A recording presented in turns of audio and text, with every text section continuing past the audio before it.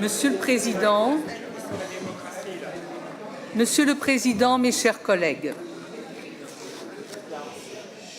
c'est avec beaucoup de plaisir que le groupe Mouvement démocrate et apparenté a pris connaissance du projet de notre région d'adhérer à la Charte européenne pour l'égalité des femmes et des hommes dans la vie locale. Et cela pour deux raisons essentielles. Premièrement, il s'agit d'un engagement européen, porteur de la vision commune d'égalité. Et deuxièmement, parce que cette égalité est le principal sésame de la démocratie.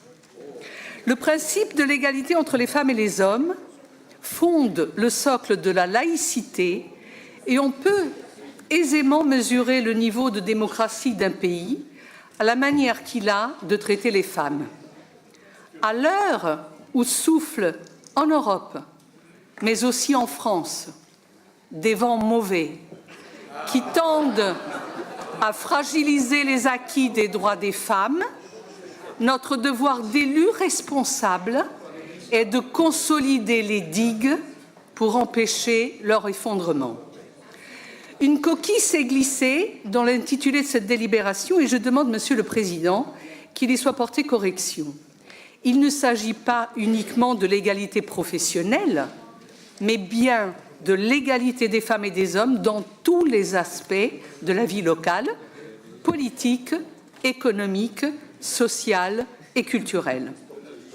Nous devons honorer les 30 engagements auxquels nous allons souscrire, sans exclusion, pour permettre aux femmes d'occuper l'espace de la démocratie, de la décision et de l'action dans la vie locale de manière équilibrée.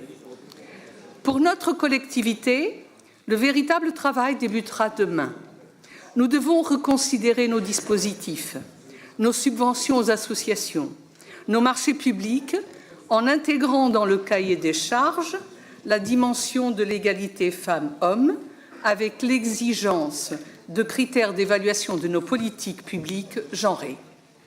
Cette philosophie devra pénétrer notre propre maison de la région. Les emplois publics sont moins soumis aux disparités salariales que ceux du privé, mais nous n'échappons pas à la sous-représentation des femmes dans les niveaux supérieurs de l'encadrement.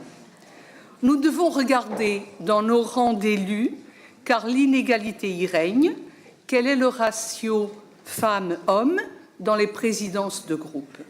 La tâche qui nous attend est immense, mais elle nous honore et nous devons être fiers d'être les premiers élus régionaux français à installer le sceau de l'égalité femmes-hommes dans toutes nos actions, car elle est le seul rempart efficace contre tous les obscurantismes.